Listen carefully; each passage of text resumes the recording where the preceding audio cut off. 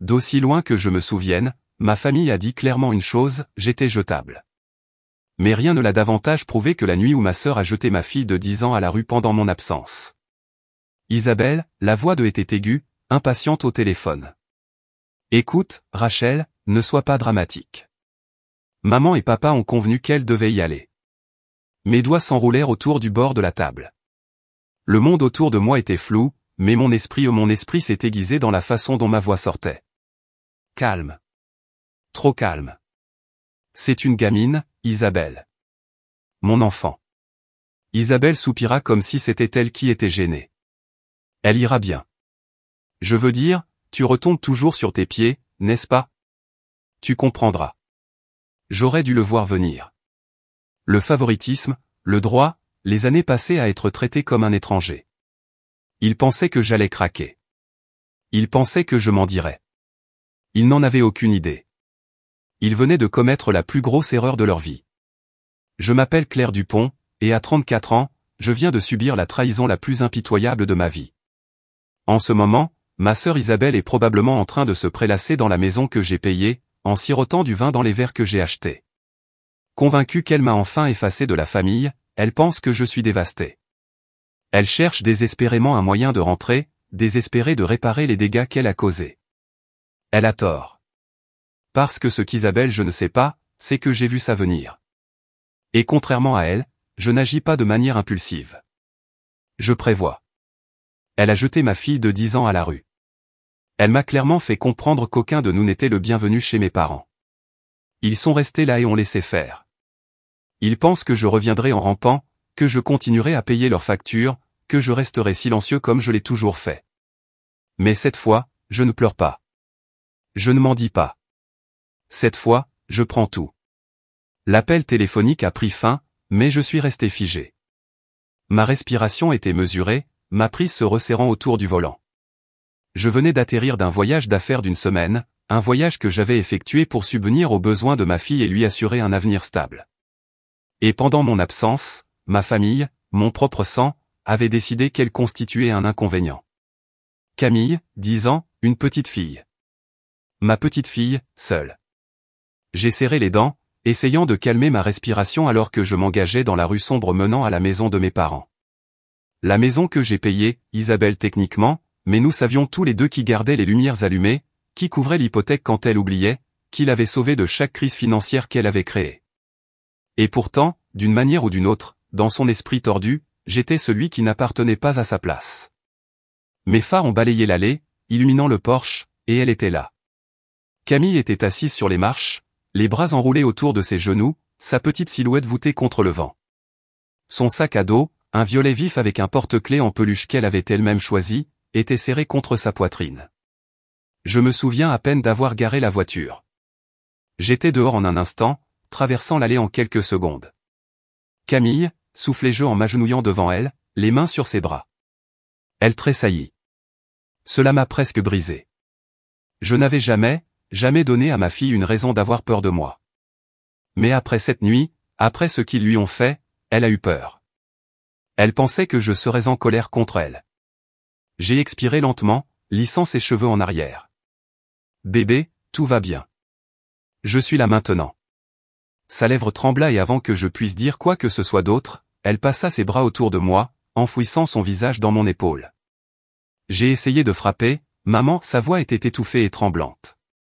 J'ai frappé et frappé, mais tante Isabelle ne me laissait pas entrer. Elle a dit que nous ne vivions plus ici. Le dernier fil de retenue que j'avais brisé. Je me reculais juste assez pour couvrir son visage, me forçant à rester calme. Est-ce que grand-mère et grand-père ont dit quelque chose? Camille hésita. Puis, de la voix la plus petite et la plus douce, elle murmura, ils ont juste regardé. Ils ont juste regardé. J'ai serré la mâchoire si fort que j'en avais mal. Non seulement ils l'avaient autorisé, mais ils l'avaient silencieusement approuvé. Ils avaient regardé leur propre petite fille, une enfant de 10 ans sans défense, debout dans le froid, et ils n'avaient rien fait. Ma mère, les gens qui m'ont élevé. Et pourtant, d'une manière ou d'une autre, j'étais toujours surpris. C'était la famille auprès de laquelle j'avais passé toute ma vie à essayer de faire mes preuves, la famille que j'avais soutenue financièrement pendant des années, la famille qui ne m'avait jamais montré le genre d'amour inconditionnel que j'avais passé toute ma vie à mendier. J'avais fini. Je me suis levé, prenant la main de Camille, la guidant vers la voiture tout en l'aidant à s'asseoir sur le siège passager. La porte d'entrée s'ouvrit. N'est-ce pas, Rachel? Isabelle. Elle a eu l'audace de paraître confuse, comme si elle n'avait pas simplement abandonné mon enfant, comme si elle n'était rien. Que faites-vous ici? Demanda-t-elle en sortant sur le porche. Elle avait un verre de vin à la main, vêtue d'une de ses coûteuses robes de soie, du genre, je le savais, qu'elle ne pouvait pas se permettre seule. La vue de son smog confortable, sans aucune conséquence, m'a presque fait basculer. Mais je n'ai pas réagi car Isabelle prospérait grâce aux réactions. Elle voulait un combat. Elle voulait un match hurlant. Je ne lui donnerais pas cette satisfaction. Au lieu de cela, je la regardais avec le regard le plus froid et le plus impassible que je pouvais rassembler. Ne t'inquiète pas, Isabelle, dis-je doucement. Je viens juste de récupérer ma fille dans votre tas d'ordures. Elle fronça les sourcils, ses lèvres légèrement entr'ouvertes. Rachel, ne sois pas si dramatique. Elle va bien. Bien? Bien? Isabelle venait de laisser un enfant dehors, seul, effrayée, dans le noir, et maintenant elle avait le culot d'agir comme si ce n'était pas grave. Elle se croyait vraiment intouchable. J'ai inspiré profondément, forçant mes muscles à se détendre. Nous partons, dis-je simplement. Isabelle se moqua d'elle en roulant les yeux. Mon Dieu, tu es toujours si sensible. Je n'ai pas répondu. Je me suis retourné, je suis monté dans ma voiture et je suis parti. Et pour la première fois de ma vie, j'ai ressenti quelque chose que je n'avais jamais ressenti auparavant.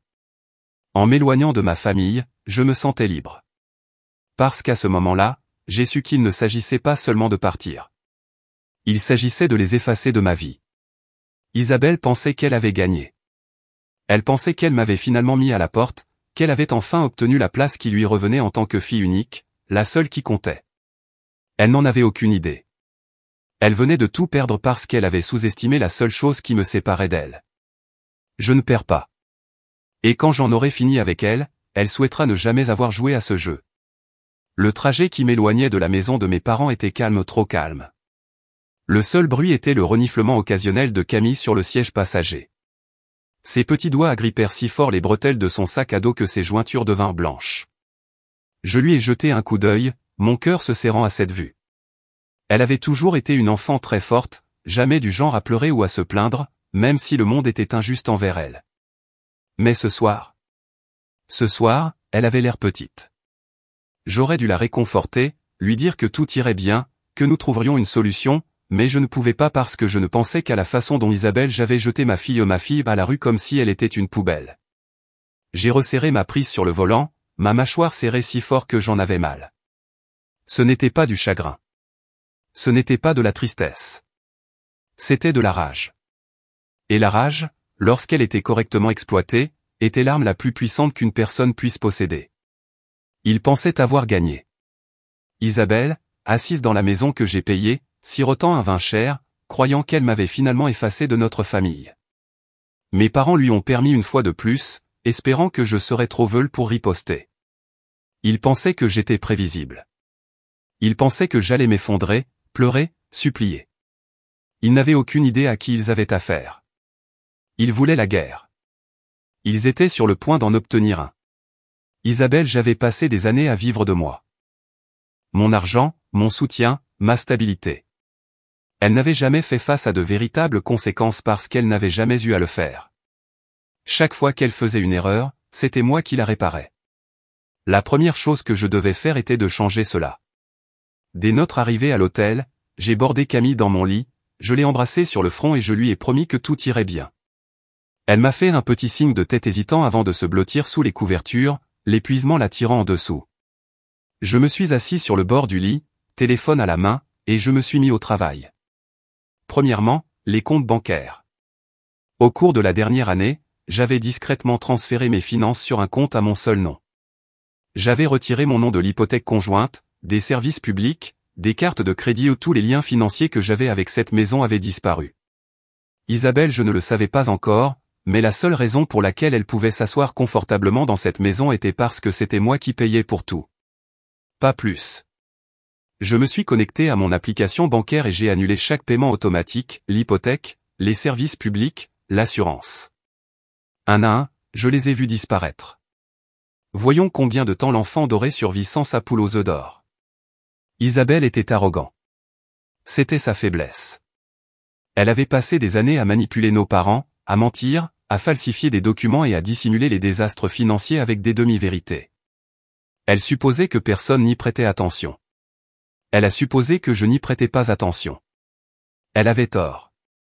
J'ai sorti mon ordinateur portable, j'ai ouvert un dossier caché et j'ai regardé chaque élément de preuve que j'avais collecté au fil des ans, la fraude par carte de crédit qu'elle avait commise en mon nom il y a 2 ans, les dettes qu'elle avait secrètement contractées en utilisant les informations de mes parents, les emails dans lesquels elle avait falsifié ma signature pour obtenir un prêt.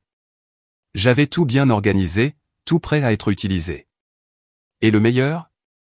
Je n'avais jamais prévu de l'utiliser. Pas jusqu'à maintenant. Pas jusqu'à ce qu'elle fasse l'erreur de penser qu'elle pourrait ruiner ma vie et s'en tirer sans problème. Isabelle, j'étais imprudent, mais j'ai été patient. J'ai récupéré mes contacts et trouvé le nom dont j'avais besoin. Lina Morrison, avocate. Elle était la meilleure avocate que je connaisse. Et surtout, elle détestait les gens comme Isabelle. J'ai composé. Il était tard, mais Lina répondit à la 3e sonnerie. « Rachel ?» demanda-t-elle, la voix groggy mais alerte. « Tout va bien ?» J'ai inspiré lentement, contrôlé. Calculé. « Je dois demander une séparation financière d'avec mes parents, dis-je d'une voix froide et précise. J'ai besoin que toutes les transactions financières qui y sont liées soient supprimées, chaque facture, chaque prêt, chaque dépense que j'ai couverte au cours des 10 dernières années. » Un peu de silence, alors. Lina expira brusquement. « Rachel, que s'est-il passé ?» Isabelle, c'est arrivé, dis-je simplement. Elle a jeté ma fille hors de la maison. Mes parents l'ont laissé faire. Lina inspira brusquement. « Jésus, je suis vraiment désolé. Qu'est-ce que tu veux que je fasse ?» Je n'ai pas hésité. « Je veux que mon nom soit effacé de tout, dis-je. S'il y a quelque chose que je peux légalement leur réclamer, je le veux. S'il y a un moyen de retenir Isabelle responsable de l'argent qu'elle a volé, je veux que des poursuites soient engagées. » La voix de Lina devint dure. « Considérez que c'est fait. » J'ai raccroché, le cœur battant, les doigts stables. Ce n'était pas seulement une question de vengeance. C'était la justice. Isabelle a prospéré grâce à sa réputation. Elle vivait pour la validation, l'admiration, l'illusion d'être la fille parfaite. Elle a construit tout son monde autour de la façon dont les gens la percevaient. Il est temps de briser cette illusion. J'ai récupéré mon courrier électronique et j'ai commencé à rédiger un message destiné à l'unité d'enquête sur les fraudes du bureau du procureur général de l'État. Objet, rapport urgent sur la fraude financière. J'ai joint chaque élément de preuve, chaque dollar volé, chaque signature frauduleuse, chaque dette qu'elle avait cachée sous le nom de notre famille. Ensuite, j'ai envoyé un autre email à son employeur, auquel j'ai joint des captures d'écran de sa mauvaise conduite financière, preuve qu'elle avait détourné de l'argent d'un emploi précédent et qu'elle s'en était tirée. Des gens comme Isabelle, ils ne se font jamais prendre car ils comptent sur les autres pour les protéger. Je ne la protégeais plus. J'ai appuyé sur envoyer. Mon téléphone a sonné. Maman. Puis papa, puis Isabelle. Je les ai tous ignorés. À la place, j'ai envoyé un seul texte final à Isabelle. Vous avez fait votre choix. Maintenant, vivez avec. Ensuite, j'ai bloqué son numéro. J'ai bloqué mes parents. J'ai bloqué toutes les personnes qui m'avaient fait sentir que j'étais moins. Isabelle, je pensais qu'elle m'avait effacé de la famille. Elle ne réalisait pas que je les avais déjà effacés de ma vie. J'ai éteint mon téléphone, me suis dirigé vers le lit où dormait Sophia et j'ai écarté une mèche de cheveux de son visage. Elle remua légèrement mais ne se réveilla pas. J'ai souri. Nous étions libres, et bientôt, Isabelle, j'allais réaliser à quel point ma perte coûtait cher. Isabelle pensait qu'elle avait gagné. Elle croyait vraiment qu'elle m'avait effacé de la famille, assuré sa position d'enfant en or et m'avait finalement poussé dans l'ombre à laquelle j'appartenais. Je pouvais l'imaginer maintenant, allongée sur le canapé, buvant du vin cher dans les verres que j'avais achetés, faisant défiler son téléphone comme si elle avait gagné. Elle se vantait probablement auprès de ses amis de la façon dont elle s'était finalement débarrassée de moi. Comment elle m'a forcé à partir pour de bon. Comment je n'avais pas d'autre choix que de ramper, la queue entre les jambes. Isabelle avait passé toute sa vie à tout échapper parce qu'elle n'avait jamais eu à faire face à de véritables conséquences. Et pour l'instant, elle ne se doutait toujours pas que les murs se refermaient déjà. Que la vie qu'elle croyait avoir assurée lui glissait entre les doigts, et que très bientôt, elle allait tout perdre. Le premier signe de son arrogance est apparu ce matin-là. J'étais à l'hôtel, sirotant un café, regardant le lever du soleil par la fenêtre lorsque mon téléphone a sonné. Isabelle. Son nom est apparu sur mon écran comme une tache que je ne pouvais pas nettoyer. Je l'ai laissé sonner. Puis un autre message est apparu. J'espère que tu t'es calmé. Maman et papa ont dit que tu étais encore une fois dramatique. Écoute. C'est fait. Sophia et toi le découvrirez. Vous le faites toujours. J'ai regardé les mots, quelque chose de sombre s'enroulant en moi. Dramatique. Elle avait jeté ma fille à la rue. Elle avait rendu mon enfant sans abri et elle avait encore l'audace de me qualifier de dramatique. Je n'ai pas répondu. Au lieu de cela, je lui ai laissé penser que j'étais exactement ce qu'elle pensait que j'étais. Impuissant. Parce que lui laisser croire qu'elle avait gagné était la clé pour garantir que sa chute soit totale. Isabelle était si confiante dans sa victoire qu'elle a commencé à se vanter. Pas seulement envers mes parents, envers tout le monde. Elle pensait qu'elle était intouchable, que j'allais disparaître sans importance. Alors qu'elle jouait le rôle de la fille à succès qui a finalement pris le contrôle de la famille. Cette semaine-là, elle a organisé un dîner. Je le savais parce que les gens m'envoyaient des photos. Isabelle debout dans la salle à manger pour laquelle j'ai payé, entourée d'invités que j'appelais amis, trinquant à son nouveau chapitre, un chapitre où j'ai été commodément effacé. Les légendes sur les réseaux sociaux étaient une gifle, nouveau départ. Laissez le passé derrière soi. Tellement fier de ma sœur qui a pris le contrôle. Un nouveau départ pour la vraie reine de la famille. Elle y croyait vraiment. Elle pensait que j'avais perdu, que j'étais brisé. Incapable de riposter. Elle ne se doutait pas que tandis qu'elle levait son verre pour célébrer, les premières fissures de son monde parfait se formaient déjà. 2 jours plus tard, la première vague de conséquences la frappe. Tout a commencé avec un simple email de la banque, une notification de routine. Une Isabelle y a à peine prêté attention jusqu'à ce qu'elle lise les mots « Votre versement hypothécaire n'a pas été reçu. Veuillez nous contacter immédiatement pour éviter un taux de financement. » Isabelle fronça les sourcils. Cela n'avait aucun sens. L'hypothèque était toujours payée. Je l'avais toujours payée. Sauf que maintenant, je ne payais rien. Isabelle l'a rejeté dans un premier temps. Un problème, peut-être une erreur bancaire, quelque chose de mineur. Mais le lendemain, l'électricité a été coupée. Puis le Wi-Fi a cessé de fonctionner. Puis sa carte de crédit a été refusée dans un restaurant. L'un après l'autre, tout a commencé à lui glisser entre les doigts. Isabelle, j'ai essayé d'appeler mes parents, mais ils n'avaient pas d'argent pour m'aider. Elle a essayé de m'appeler. Je l'ai laissé sonner. La façade en ruine. Isabelle avait construit sa vie sur un mensonge. Elle n'avait pas d'argent. Elle avait mon argent. Elle n'avait pas de sécurité. Elle avait ma stabilité. Et maintenant, elle commençait à réaliser à quel point sa vie dépendait de moi. La maison, les factures, le crédit, tout. Et dès que je me suis éloigné, tout a commencé à s'effondrer. Je l'imaginais assise dans cette maison sombre, téléphone à la main, regardant sa réalité soigneusement construite s'effondrer pièce par pièce. J'ai imaginé la première lueur de peur dans ses yeux lorsqu'elle réalisait qu'elle n'avait plus le contrôle, qu'elle n'avait jamais été aussi bien sans moi. Elle n'était rien. Isabelle, le désespoir grandit. Les textes sont devenus plus frénétiques.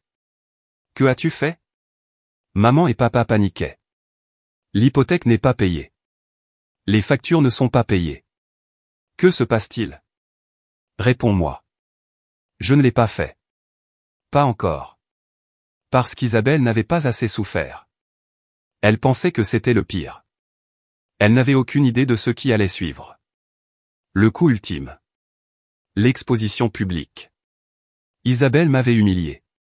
Elle avait jeté ma fille à la rue, m'avait abandonné comme si je n'étais rien, tout en jouant le rôle de la fille parfaite. J'étais sur le point de détruire cette illusion. J'ai récupéré mon email, celui que j'avais rédigé il y a des semaines à son employeur, avec en pièce jointe une preuve de sa fraude financière.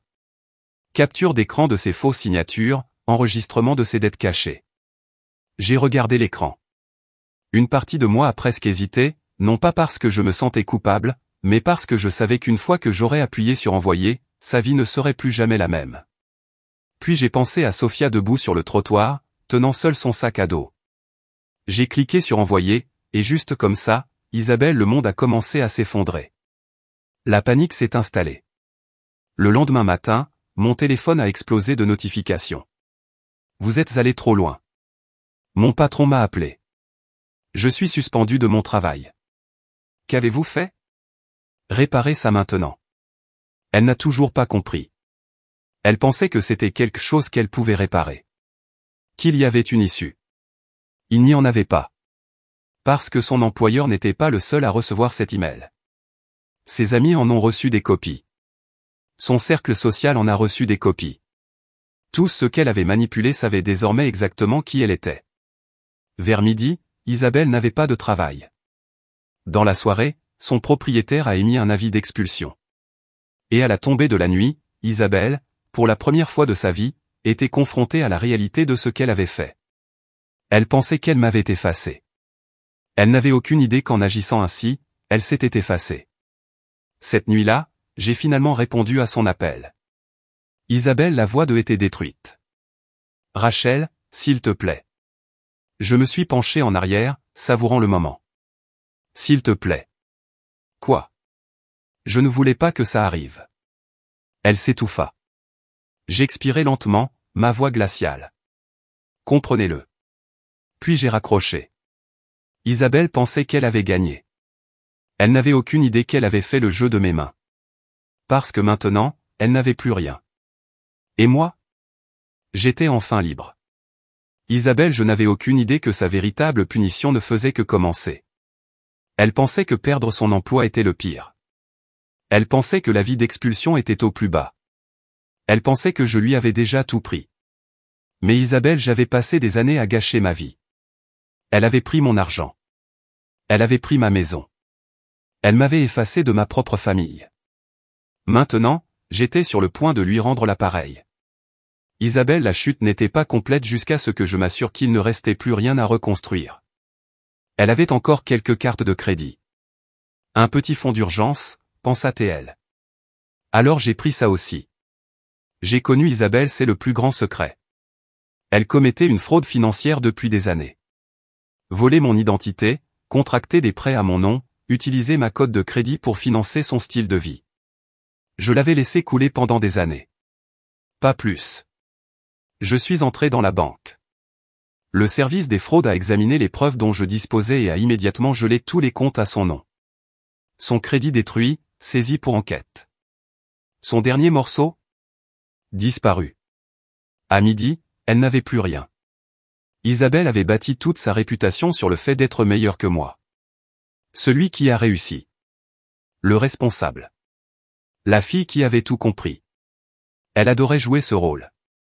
Alors je me suis assuré que tout le monde savait la vérité. J'ai envoyé des rapports anonymes à tous les cercles sociaux auxquels elle avait appartenu, ses amis, ses anciens collègues, les personnes qui l'admiraient. Le message était simple. Isabelle Carter exploite financièrement sa propre famille depuis des années. Voici la preuve ci-jointe. Chaque document, chaque relevé bancaire, chaque élément de preuve montrant exactement qui elle était. Le soir, elle était une paria. Son téléphone a explosé d'appels. Ses amis l'ont abandonnée et le cercle social qu'elle contrôlait autrefois s'est retourné contre elle du jour au lendemain. Mes parents l'avaient autorisé. Ils étaient restés là et avaient regardé Isabelle détruire ma vie. Alors je me suis assuré qu'ils souffraient aussi. Je payais leur hypothèque depuis des années, couvrant leurs frais médicaux et les gardant à l'aise. Cela s'est arrêté immédiatement. Et quand je dis arrêté, je veux dire qu'ils l'ont ressenti du jour au lendemain. Aucun versement hypothécaire. Avis de saisie. Aucun frais médical couvert. L'assurance est caduque. Aucun service public payé. Le courant est coupé dans les 24 heures. Ils avaient construit toute leur survie autour de moi. Et au moment où je suis parti, tout s'est effondré. Ce soir-là, j'ai reçu l'appel que j'attendais, ma mère. Sa voix était frénétique et tremblante. Rachel, nous devons parler. Je me suis penché en arrière, laissant la satisfaction s'installer. Oh. À propos de quoi? Elle expira brusquement. Tu sais quoi? À propos de la maison. Les factures? Isabelle, c'est allé trop loin. J'ai souri. Non, maman, ce n'est que le début. Silence. Et puis enfin, la fissure. Rachel, chérie, nous avons fait une erreur. Mais nous sommes toujours une famille. J'ai presque ri. Famille? Il ne se souciait pas de la famille lorsqu'il laissait Isabelle jeter ma fille à la rue. Il ne se souciait pas de leur famille lorsqu'il la laissait me voler pendant des années. Et maintenant? Maintenant, il s'attendait à ce que je revienne et les sauve. Je laisse le silence s'éterniser. Puis, de la voix la plus calme que j'ai jamais prononcée, j'ai donné ma réponse finale. Vous avez fait votre choix. Maintenant, vivez avec. Et puis j'ai raccroché. Tu vois, ce qu'Isabelle et mes parents ne savaient pas que la maison était à mon nom. Ils pensaient que je le leur avais donné par gentillesse, que je ne le leur retirerais jamais. Ils avaient tort. Le soir même, j'ai déposé une demande d'expulsion. Ils avaient 30 jours pour partir, sans négociation, sans seconde chance. Aucune pitié. Isabelle était déjà noyée dans son désordre financier. Mes parents étaient sur le point de tout perdre. Et maintenant? Désormais, ils n'avaient nulle part où aller. La veille de la date limite d'expulsion, Isabelle m'a appelé. Sa voix était détruite. Rachel, s'il te plaît, ne fais pas ça. Je n'ai nulle part où aller. J'ai pris une profonde inspiration, savourant le moment. C'est drôle, dis-je. Tu t'en fichais quand je n'avais nulle part où aller. Elle expira en tremblant. Mais je ne voulais pas. Je l'ai interrompu. Tu as jeté ma fille à la rue, Isabelle. Une pause. J'essayais juste de. Isabelle, dis-je, ma voix glaciale, tu essayais de m'effacer, et tu as échoué. Silence. Pour la première fois, elle n'avait rien à dire. Rachel, sa voix se brisa. Dans un dicton. Comprenez-le. Et puis j'ai raccroché pour la dernière fois. Isabelle a été fait. Elle avait tout perdu. Et moi? J'étais enfin libre. Je me suis réveillé le lendemain matin dans le silence. Pas d'appel désespéré, pas de SMS de colère, pas de messages vocaux suppliants. Juste du silence. Pour la première fois depuis des années, Isabelle ce n'était plus mon problème. Le jour où Isabelle et mes parents ont été obligés de quitter la maison, je ne suis pas allé travailler. Mais j'en ai entendu parler par des voisins, par de vieilles connaissances. Isabelle avait essayé de le combattre. Elle avait crié, supplié, menacé de porter plainte. Mais elle ne pouvait rien faire. Son crédit était ruiné. Sa réputation a été détruite. Ses comptes bancaires étaient vides et sa vie autrefois parfaite réduite à une pile d'avis d'expulsion et de factures impayées. Mes parents ne s'en sont pas beaucoup mieux sortis. N'ayant plus personne pour payer leur hypothèque, ils ont dû emménager chez des parents. Pour la première fois de leur vie, ils ont dû survivre sans moi. Les semaines passèrent. Puis un soir, Isabelle appelait. J'ai regardé mon téléphone, regardant son nom clignoter sur l'écran. Pendant un moment, j'ai failli ne pas répondre. Puis la curiosité a gagné. J'ai décroché. Silence, puis souffle tremblant. Rachel. Sa voix était à peine au-dessus d'un murmure. Je n'ai plus rien. J'ai attendu, non pas parce que je ne savais pas quoi dire, mais parce que je voulais qu'elle ressente le poids de ses propres mots. Rachel, s'il te plaît, continua-t-elle. Je n'ai pas de travail. Je n'ai pas d'endroit où rester. J'ai l'air, je l'ai coupé. Cela ressemble à un nouveau problème, Isabelle. Elle expira brusquement. Tu ne comprends pas.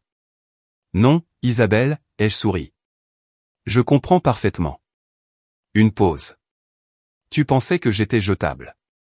Tu pensais que je serais toujours là pour nettoyer tes dégâts. Tu pensais que je te pardonnerais. Silence.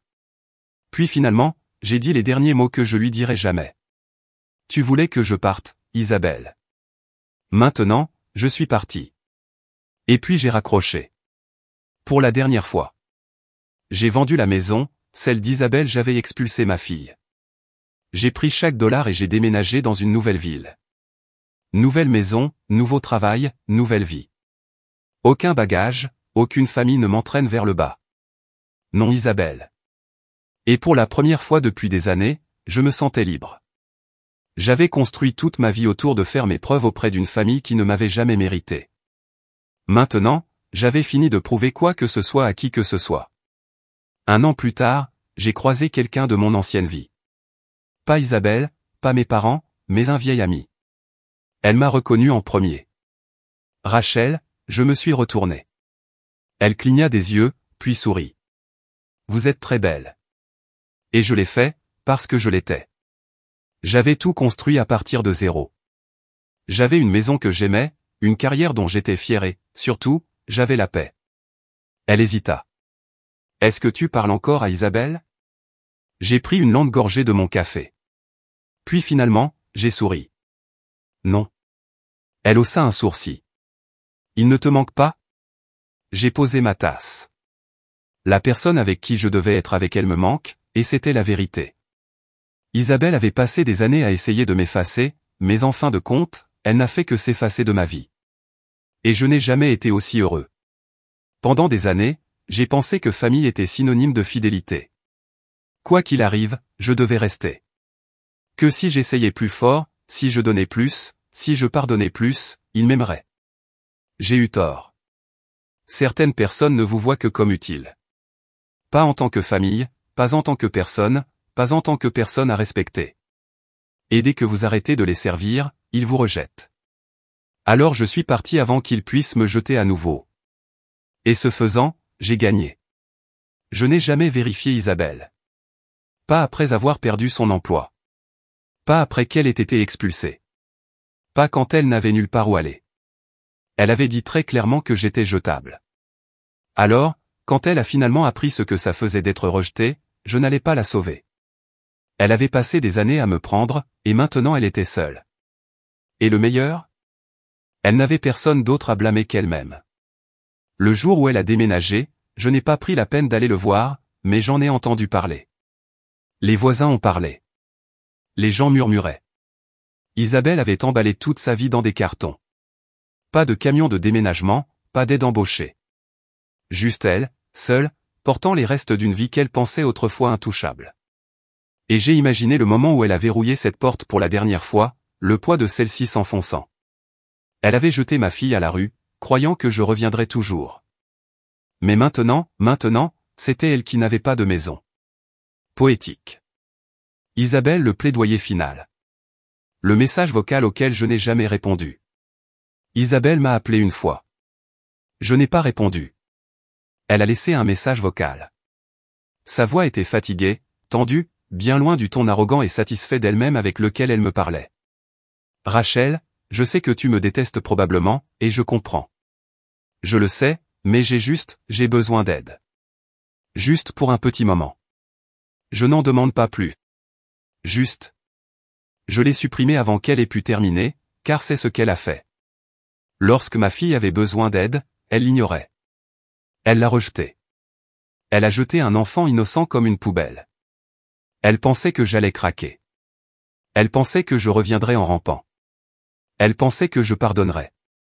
Mais je n'avais pas besoin de cette famille parce qu'elle n'avait jamais été la mienne au départ. Ma nouvelle vie.